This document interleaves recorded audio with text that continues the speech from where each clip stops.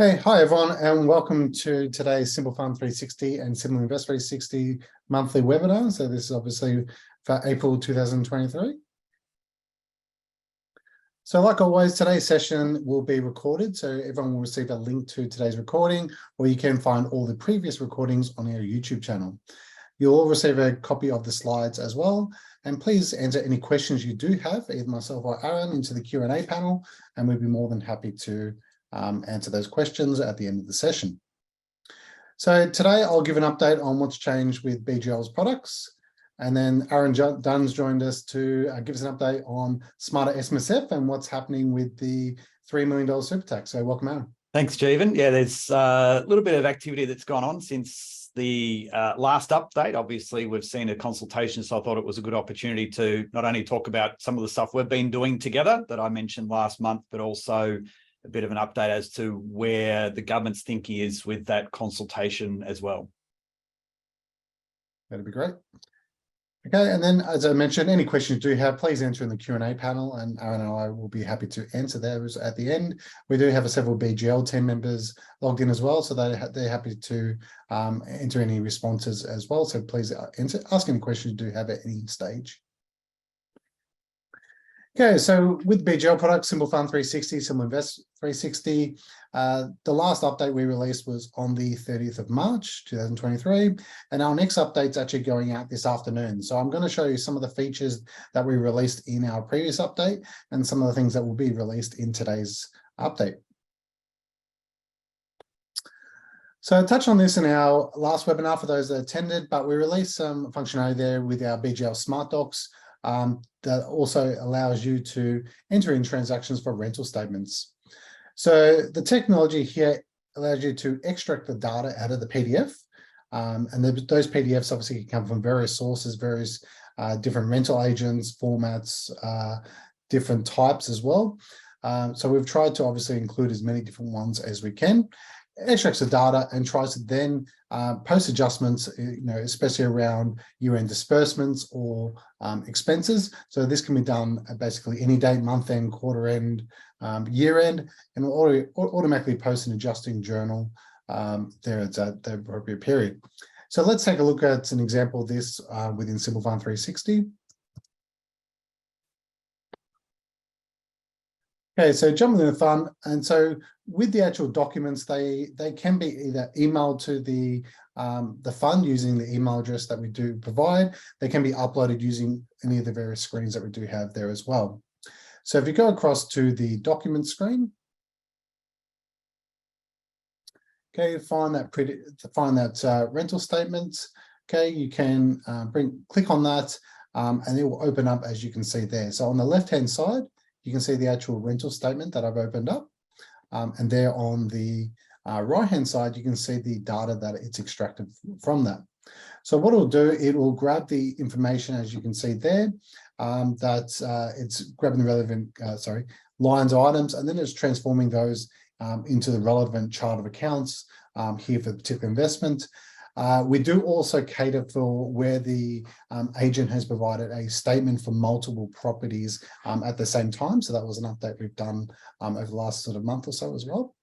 And as you can see there on the right-hand side, what it's doing is showing what the ledger amount is. So what's the actual amount or balance that's within Simple Fund 360? What's the amount which is on the statement? And what's the actual adjustment which is going to post in terms of a journal transaction within the application? So you can see all those marry up. I go and I can just click on Post Adjustment Journal. Okay, so it's giving me confirmation. If I click on View Transaction, okay, you can see it's actually posted the transaction there automatically, post the actual sort of, the relevant adjustments to bring that into balance, and post that accordingly. So that particular transaction, that can be obviously removed at any stage. And if I go across back to the document screen, okay, and we'll go back to that rental statement again. So you can see here the difference, where on the right-hand side, the balances have already been posted and married, so it's not going to post an additional transaction as the balances that are within Simple Fund 360 now equal the statement balance provided by the agent.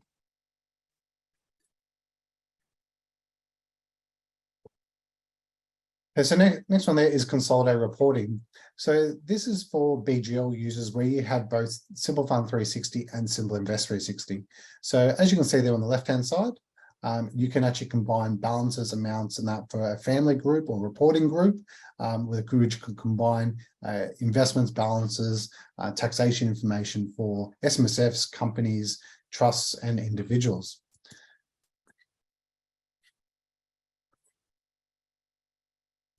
So you can find where you have both products, you can find this under the reports menu, consolidated reporting. Okay, so you can either create a new group and assign entities to that group. Or in this case, I'm going to select my existing group, which is the Bird family group. So as I mentioned, as you can see there on the left-hand side, it can contain SMSFs, trusts, companies, and individuals. In this case, I'm going to individuals.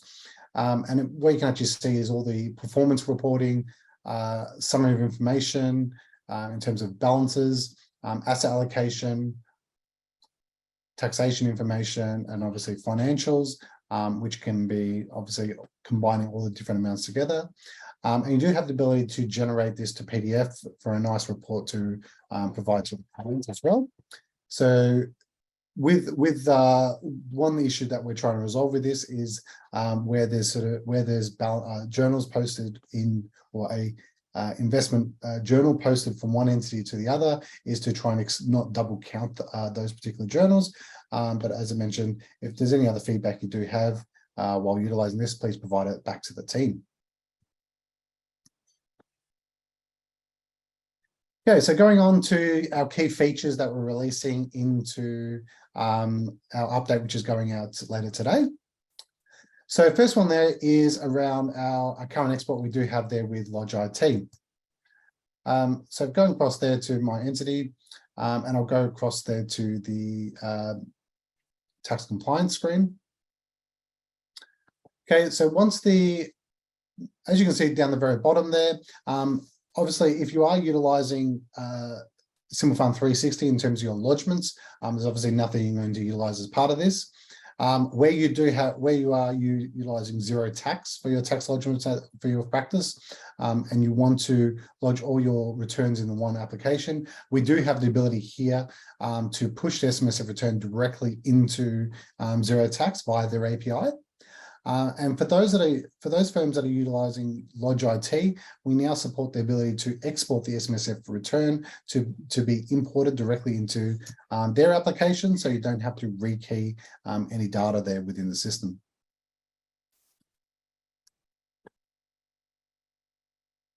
Okay, so a reminder here that with SuperStream that BGL's arrangement with Australia Post is ending June 30. So your practice would have received obviously multiple emails on all the SuperStream screens. We've updated them to display relevant messages.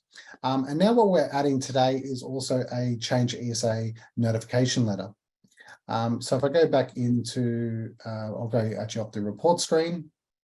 There's two places where you can find this. So if I go into a report screen, search for change, you'll find there the change ESA notification. Okay, and that will be obviously generating that relevant letter that can be provided to the trustees.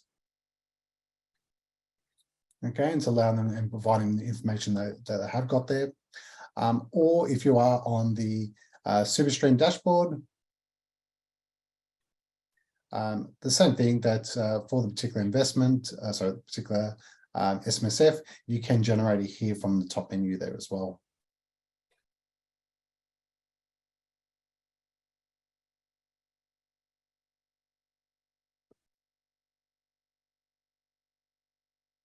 Okay, so for our shared data pack, so from today, we will be now supporting advanced share registry. So that's meaning we're supporting the top 4 registries in Australia. So they're being obviously Computershare, Boardroom, Link Market Services, and now Advanced Share Registry.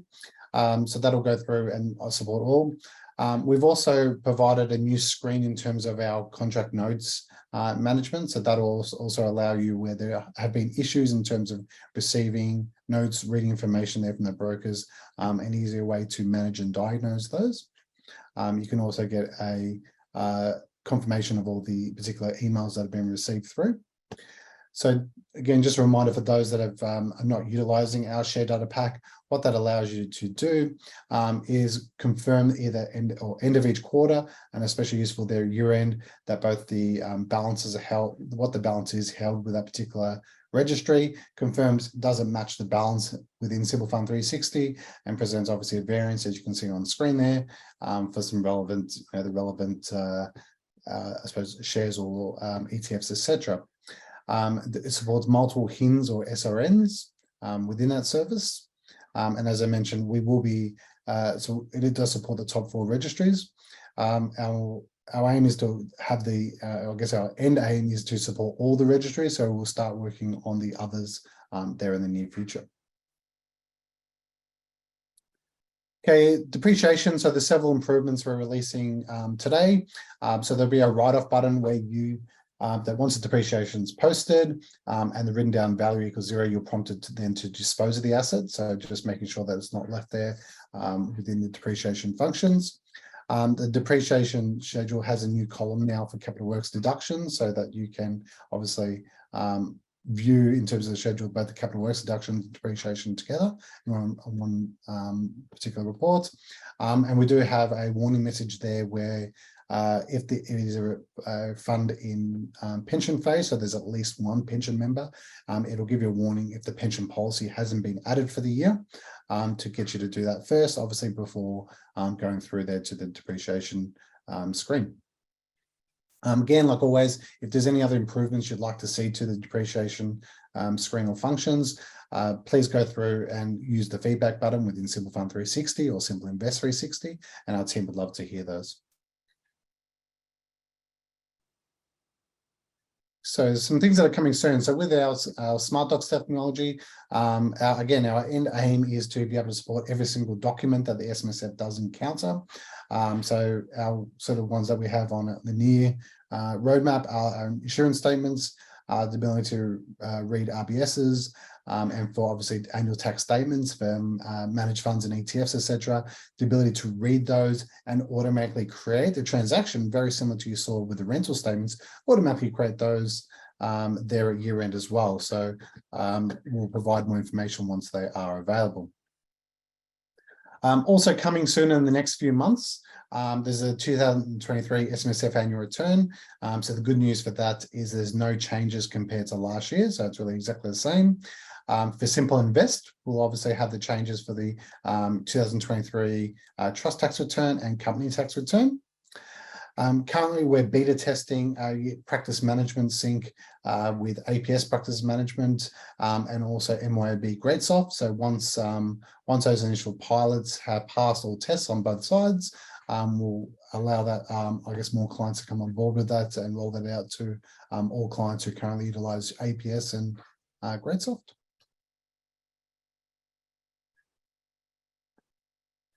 Okay, so next we'll pass over to Aaron for his section, but I think what we'll do first, Aaron will launch a quick poll there for everyone. Yep. So I guess while everyone's, I suppose, submitting their answers, the federal budget's coming up next month. Is there any sort of crystal ball, guesses or things that you think that might affect the SMSF sector? Well, it's interesting just seeing the polls there. So, well, we know first off that the government has already announced this $3 million threshold, and I'll touch on that a little bit more shortly. But the objective of super, in my view, throws a couple of little indicators out, in particular where we think about the tightening of preservation, and there are a number of other areas such as the residency and the 2-year amnesty that was going to be around defined benefit pensions. Some of those things have been spoken about for some period of time, and I guess again maybe we might get a little bit more of movement in the shed around that sort of thing. So yeah, so my gut feels we're not going to see anything more that is big like that $3 million threshold announcement, but I would suggest that there are a number of other smaller things that we will see that will make the Tuesday night much busier than it has been in the past few years. Yeah. And so I suppose as we can see there that I suppose there's a high majority think that there'll be further tax changes there to SMSF. So it'd be interesting to see. Yeah, absolutely. All right. So Jeeves, are you going to control the mouse here for me? Yep. All right. So perfect. So what I thought we'd do, so two parts to today. And the first is to give you a bit of an update. Jeevan, you asked me last month to come on and I guess talk about what has been happening within the SMSF sector. And since that point in time, we've seen initially the government announced this $3 million threshold where an additional 15% tax would apply. We then saw a fact sheet that came out that spoke about it, and it really raised more questions than answers. But then what we have seen in the interim is a consultation paper. Now that consultation paper for submissions has now closed, and you may have seen in recent times a range of articles throughout financial services media around those submissions and many of the areas of concern. So a few things that I just wanted to, I guess, let you all up to date on. The consultation did have an inclusion of, I guess, a range of representatives from within the SMSF sector talking to Treasury about some of the concerns. So the mechanics, I guess, were the first thing that we started to get a better understanding of how these rules will work. And you can see in the diagram on the right-hand side, for the first time, we start to get an understanding of, well, when we need to look at the calculation to determine the amount of earnings that are attributable and the proportion that is above 3 million, there will be what I call a ceiling and a floor that will need to be applied, in essence, capping out at $3 million if our balance goes above 3 million for the first time, or our balance reduces down to $3 million for the first time.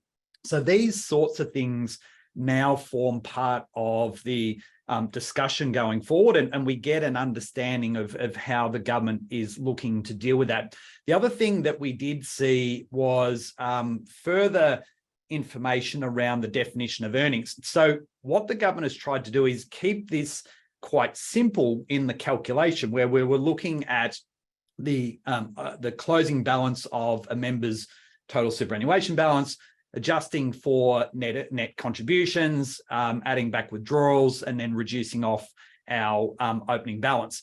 The problem with that is that it not only, putting aside for a second the unrealized earnings issue that is a very much a live issue here, but it was actually, the problem is there are so many things that are going to get included in that calculation. So net contributions, we're going to have to adjust for personal injury payments and TPD payments. And we're also going to have to adjust for not only the tax, but our Div 293 tax. We're going to have to look at things like credits coming back for reversionary pensions. In the event of death, what the government has indicated as part of the consultation, that there will not be a taxing point in the year of death for that individual. So in essence, the balance will die with them. So if they actually have a carry forward loss, the intention is that loss will die with them at that point in time. So what is relatively straightforward is, in a calculation, we'll have a whole heap of things hanging off it when we look at the definition of, like I said, what is a contribution, net contribution, what is a withdrawal, and so forth. So there is some real problems that we see in there, and greater clarity that will be required.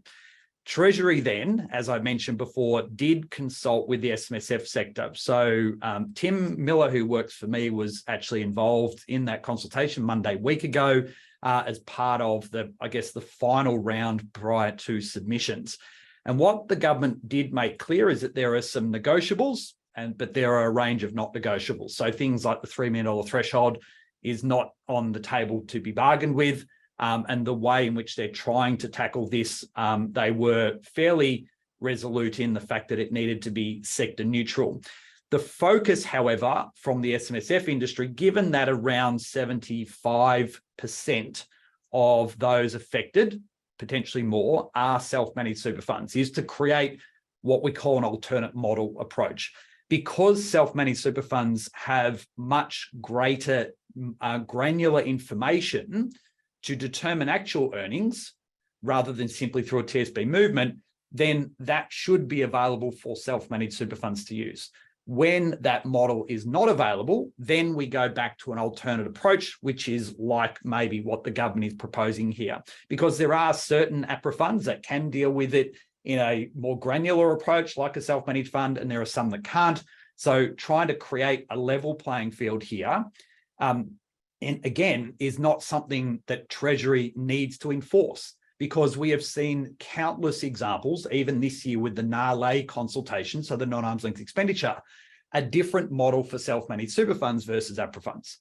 So cut a long story short, consultation has closed. The government has taken on board that feedback. Treasury is working through that as we speak, and will be coming up with, after factoring in all the consultation feedback, how they will progress from budget and then into draft legislation, which is expected within the months thereafter the federal budget. So what will happen from there is once we get that draft legislation, there will then be a consultation process around the draft legislation, and we move on from there. So yeah, there's a lot of water to still go under the bridge. Quite clearly, the area of unrealized gains is front and center with that. So looking at these alternate models, accepting that the government is going to impose a higher tax, we therefore need to come out to something that we believe is fair and reasonable. So we put a blog post together on the consultation paper, so you'll be able to go away and have a look at that further if you want to find out more. And Smart SMSF will be running a budget webinar on the Thursday. I think it's the 11th of May. So you can jump onto our site and go to the events, and you'll be able to register to find out more. So Devin, we might then move across, because one of the key things that both of our teams have been working on in recent times has been around our pension commencement. So one of the things that we have had a limitation on with the pension documents for some period of time, we've been able to get the information from BGL when it comes to things like fund details, member details, and so forth, but the components and the details of the particular member themselves, we were limited. So what Jeevan's team has been able to do is put together some I guess, API information for us to now enable us to fully populate the pension documentation for you. And we've made some fairly substantial enhancements to our original pension documentation, which I'm just going to take you through in these screens as opposed to live. You'll get a little bit of a chance later, I can do that. But I just wanted to focus on some of these key areas. So the first thing here is that you will be able to, once you've selected the pension, when you go into the order form now, you will be able to choose the year. And most importantly, where you have those pensions set up within Simple Fund 360, you will be able to select one or multiple pensions in that relevant year to now bring that data out. So you can see in here, in this first screenshot here, it allows you through a screen to choose the relevant financial year. And once the fund is selected, you select the pension, the pension year in which those pensions have commenced. Now, a key part to this is that you need to have your pension details set up within Simple Fund 360, because if you have no pensions set up for that relevant year, what you will see, as you can see on the bottom of the screen, is a notification that comes up that says there are no available pension accounts.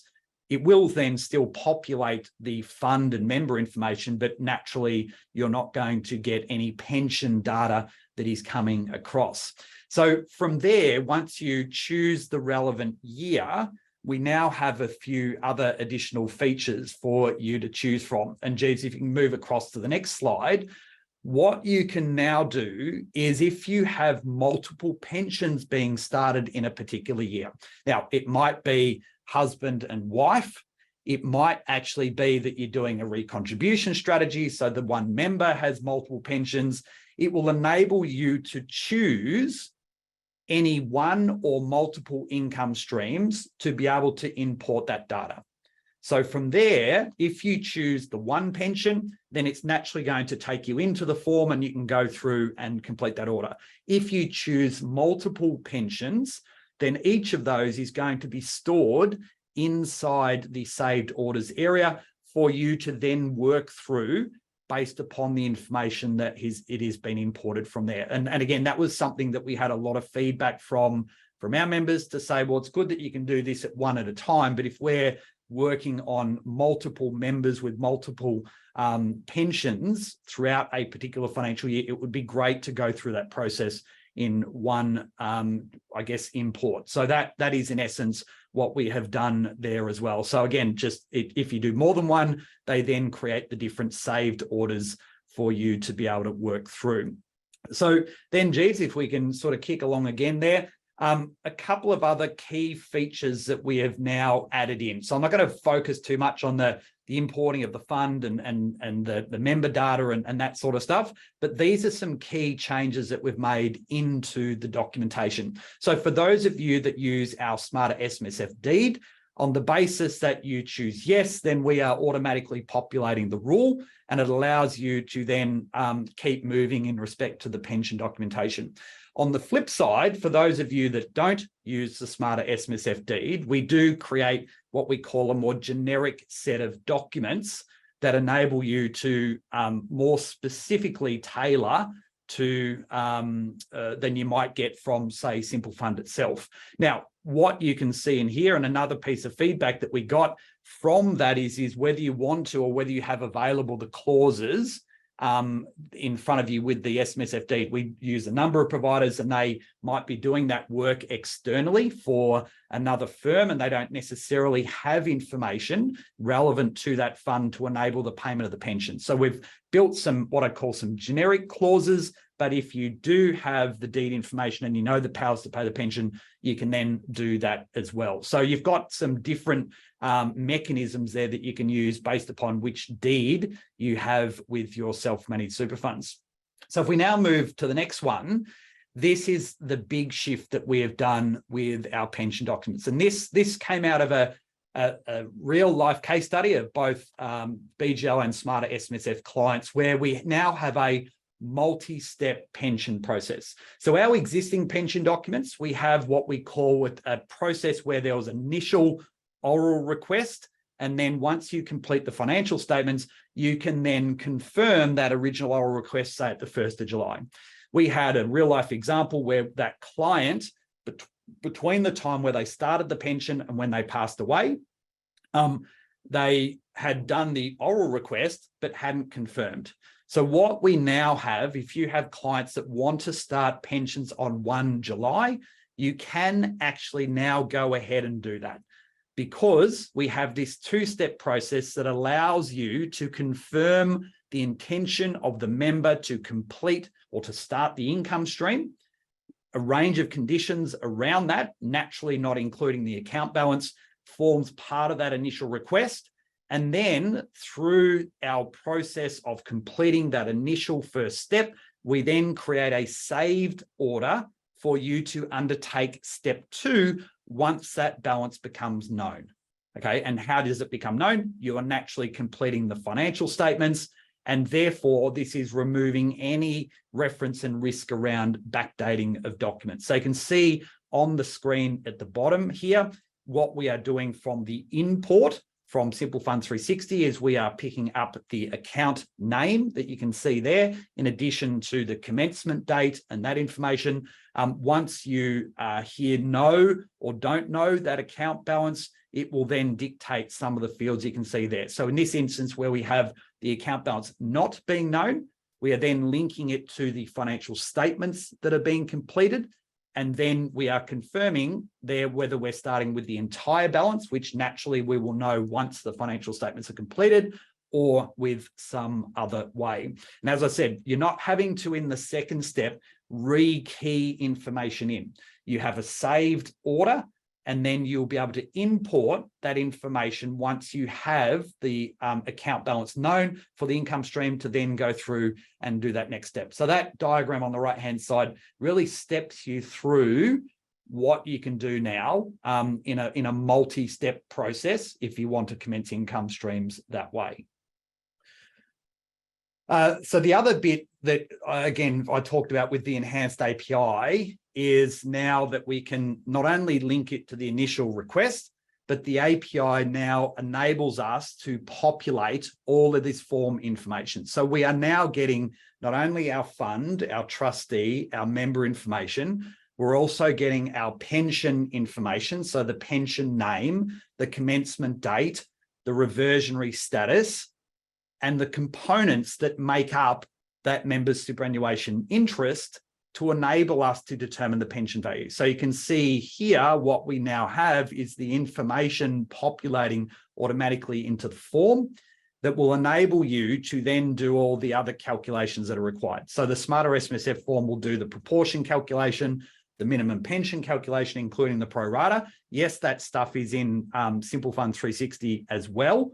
But the form that we have does that calculation automatically. So if you really wanted to, you can do a bit of a cross-check on the two of those things. But that is a fairly significant shift now that enables us to populate that part of the form to be able to keep things moving along for you as well. And then the other bit here comes to some of this technical functionality that we've now added into the system here too.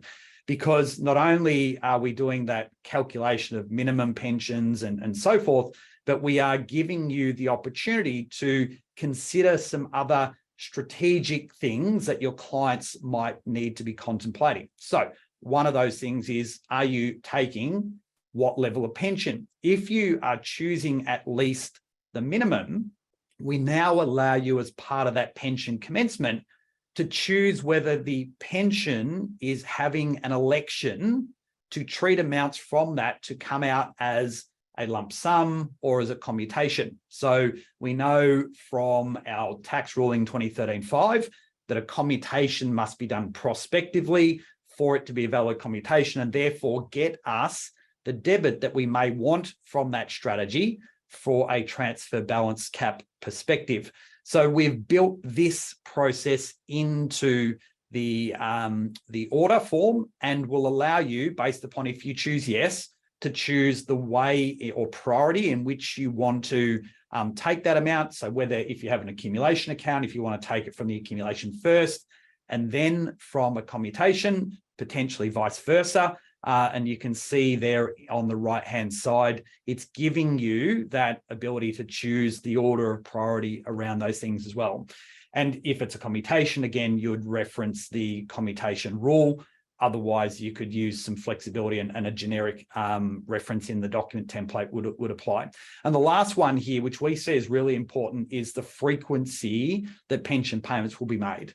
So again, you've got, yes, annual, monthly, quarterly, weekly, all that sort of stuff, but we've also got at the trustee's discretion. And that is the most common approach to be used, because the reason for trustee discretion is that it ensures the flexibility on the pension payments. If you have a requirement that says the minimum needs to be $36,000 a year, and they choose to take $5,000 a month, well, technically, you'd be in breach of the payment standards if you decide to adjust payments from that income stream where it has been agreed to between the trustee and the member. So by virtue of having the choice of the payments, so the flexibility around payment discretion, it resides with the trustee, then it allows you to pick and choose and marry off as you see fit around how the payments need to be made, and therefore avoid any potential compliance breaches with the pension standards, which are not only within the regs, but it's then the agreement between the trustee and the member as well. So again, there's more information within the actual calculation, and then the way in which you might want to incorporate elections and other things into that process. And the final bit here is just around the reversionary details. So again, we've got the information coming out of Simple Fund 360. Does a reversionary exist? Yes or no? Who that reversionary is, the relationship of that reversionary.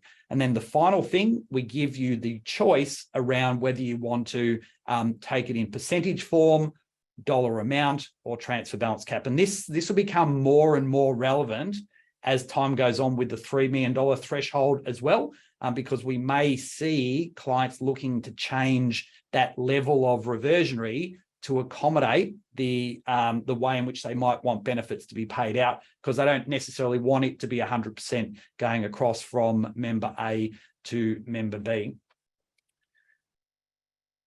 So just a couple of other things to wrap up. So they are now available on the BGL site. We are keeping the existing pension documents on there until 30 June, whilst we go through a full migration process. We're getting a number of our existing members working and giving us some feedback around those pension documents too. The other thing that we have recently completed is our ABN TFN integration. So if you order a new self-managed super fund via our existing Smarter SMSF platform, the ABN TFN is now live and available to use on the Smarter SMSF site. So we have $55 for the pay-as-you-go process for our members. There is a $33 fee to be able to utilize that. The time savings are substantial through the testing process that we've got. The other thing to note here is we will be adding into this process the GST and PAYG registrations. And therefore, once we've kind of finished and the process around our existing Smarter SMSF app, we're then moving into making this live within Simple Fund 360. So the document platform that you can connect from directly within Simple Fund 360, you will then be able to do the same thing once you've ordered a new SMSF through the Simple Fund 360 document area there, where you can order docs. You'll then be able to apply for the ABN like you can do on our app at the moment. So our team are literally working on that as we speak. And you'll see on the action, so this is on our existing site, but in essence, it's one and the same. There is simply an action under there that says you can apply for the ABN TFN, and all the data that has come from that new SMSF form will go across to the new form for you to be able to complete, and then we submit that through to the ABR via the API. The other thing that we are currently working on is an integration with Macquarie as well, and that is going to give you the ability then to finish off, I guess, from a fund establishment point of view, the ability to not only set up your company, your fund, do your ABN, and you'll be able to get a bank account as well. And that is all coming through what we call our document workflow feature. So we're doing a fair bit of work on that at the moment. I'll touch on that sort of as we go through these updates in the future. But geez, I might just get you to the next page just to explain what this is in essence going to look like from a fund establishment point of view. So rather than us looking at combining forms together, it has obviously a load time on our side. It has the need to put multiple documents together and so forth. We're actually using workflows or document flows to enable us to move data from one thing to another to another. So the idea is you'll be able to complete a company incorporation, and you can do this now. You'll get your certificate of incorporation, you'll get your constitution and so forth. Once you've completed that order, you can do that through our document integration within Simple Fund 360. You can do it on our own platform.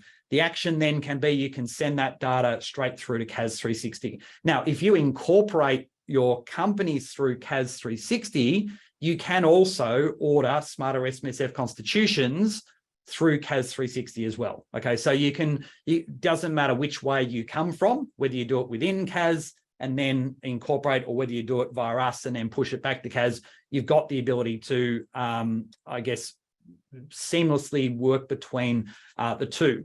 What we then are doing is we're pulling that information from our company, name of corporate trustee, directors, and so forth, and putting that into our new SMSF form.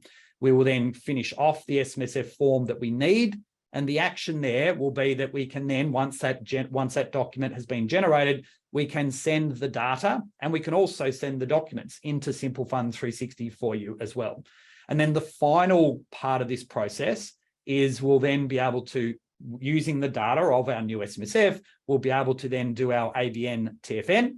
And again, once the ABN has been issued, we're going to be sending that information or allowing you to, as an action, send that ABN back into Simple Fund 360. You're not going to get your TFN. And you notice the regulation, they are naturally going to come through within about 14 days once that has been done. Again, the application for the Macquarie CMA, based upon the data that we have, we'll be able to do that. And we are hoping to have that done by 30 June. And then again, for investment strategies, we'll be able to, again, pull that data through to enable you to populate that. So we see this document flow as really being a key way in which not only, I guess, from a fund establishment point of view, but using this doc flow to enable a series of actions to occur. So we could see a company incorporation with a bare trust. We can see a change of trustee with a deed upgrade. We can see a commutation of a pension with a pension commencement. This document workflow is going to enable us to utilize a range of strategies, but utilize a range of workflows that can help you in your business. And hopefully in the not too distant future, you'd be able to task those, in particular, those with subscriptions, between different people within your organization as well. So from whether it needs to be reviewed and signed off, or once they've been completed, that they need to be viewed by managers and so forth too. So yeah, so Jeeves, that's a bit of an update about what we've been working on within Smarter SMSF. So if you haven't worked out how to get started, you can order documents with us, pay as you go. You can order also via document packages. But Jeeves, I might just get you to show people within Simple Fund 360 how they get started again. It's probably worthwhile. So on the Connect on the left-hand side, you can see there, and then there is an Order Documents button. All you need to do is click on that and it will single sign you on into the Smarter SMSF website. So you can see there, you've now connected, and then under the documents there at the top and go down, and then you can create new. So you have the ability to, therefore, once you've logged in, you can then go in and look for those documents. So geez, if you just type maybe pension in the navigation on the right-hand side there, you'll then see the pension commencement that we spoke about before. If we go down, your pension disappeared. Yep, and then you'll see there we've got, maybe just type pension. That's my fault. Yeah. It should change anyway. Yeah, so there you go. So you can see we've now got that version 2.0 there, including starting with an unknown balance. And then we've got all the description and stuff in there to be able to see what we're adding and sample documents and so forth as well. So that's it. There was a question, Aaron. Yep. Can you, for the documents, you know, I think it might be obvious on screen, but can you pay as you go, or is there a subscription? No, so you've got the choice. So we do have BGL partner pricing. So if you look at the BGL price there for a pension, it's $132 as opposed to our standard pricing is $198. So there is preferred pricing as a BGL client with this integration.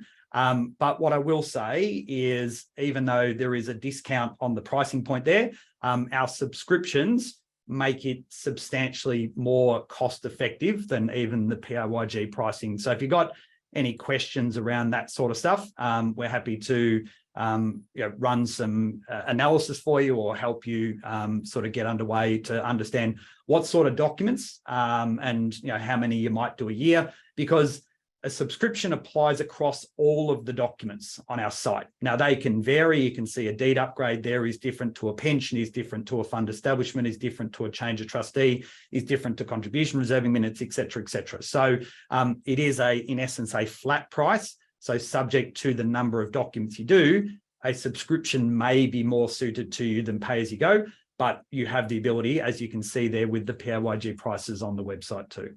Okay, so that's all the questions for today. So Aaron, thank you very much for joining us. Pleasure, mate. All good. So, and as mentioned to all attendees there at the start, everyone will receive a link to a copy of the recording, and you will also receive a copy of the slides from today. So any questions you do have, feel free to follow up with Aaron and myself separately. We'd be more than happy to answer those questions. Yep. Okay, thanks everyone, and see you next time. Thank you. Ta.